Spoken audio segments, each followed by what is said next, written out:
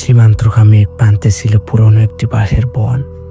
সে বনের ভিতর ঢুকতে কেউ সাহস করতো না, কারণ লোকমুখে শোনা যেত সন্ধ্যার পরে সেখানে অদ্ভুত আওয়াজ শোনা যায়।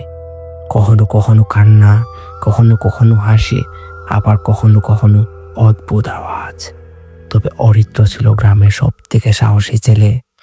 সেই সব গল্প বলে মিথ্যা বলে উড়িয়ে দিত। এক রাতে তার বন্ধুদের সাথে বাজি ধরল সেই বনে ঢুকবে বলে।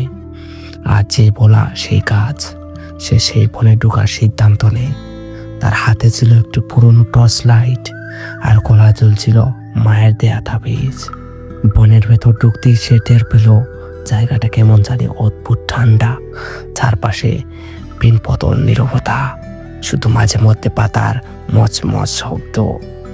কিছুক্ষণ হাঁটার পর অরিত্র একটি অদ্ভুত দৃশ্য দেখলো, যা একজন কালো ঘুমটা পড়া মেয়ের বনের মাঝখানে দাঁড়িয়ে আছে। মেয়েটি কোনো দিকে তাকাচ্ছে না, শুধু মাটির দিকে চেয়ে আছে। অরিত্র ভয় পেল, সাহস করে মেয়েটির কাছে গেল। সে জিজ্ঞেসে করল, কে তুমি? এভাবে বনের ভেতর কেন? মেয়েটি মাথা তুলে তাকালো। তার চোখের গভীরতায় ছিল যেন এক অদ্ভুত মোহ, যা অরিত্রকে স্থির করে দিল।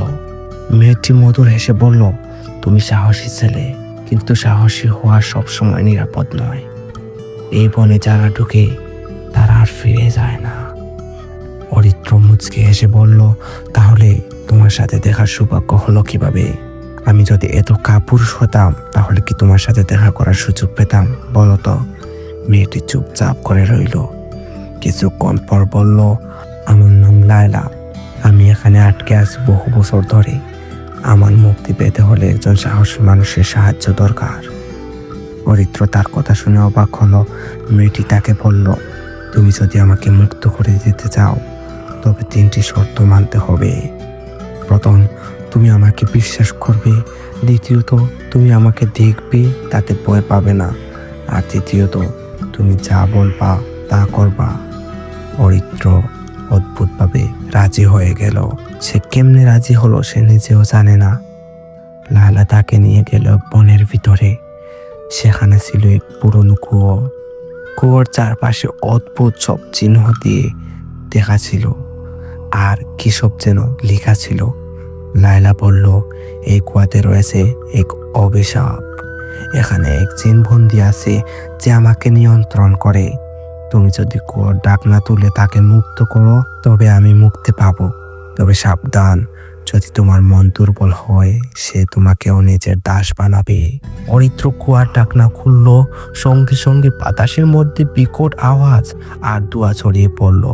এক অদ্ভুত ছায়া মূর্তিকোণ থেকে বেরিয়ে এলো, আর সে ছায়া গর্জে উঠল, কে আমার ঘুম ভাঙালো?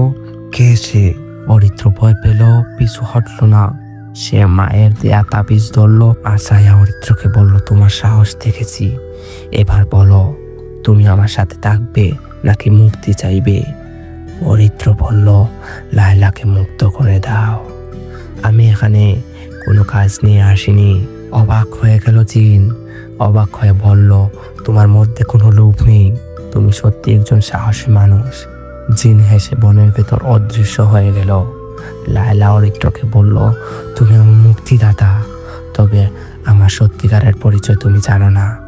আমি নিজেও একটা জিন, তবে ভালো কিছু করার শপথ নিয়েছি।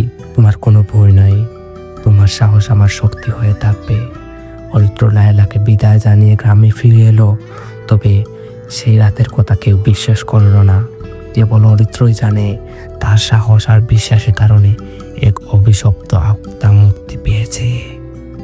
তো গাইস, গল্পটা কেমন লাগছে অবশ্যই কমেন্টে জানাবেন। আর এরকম গল্প পেতে অবশ্যই চ্যানেলটা সাবস্ক্রাইব করবেন। আল্লাহ হাফিজ।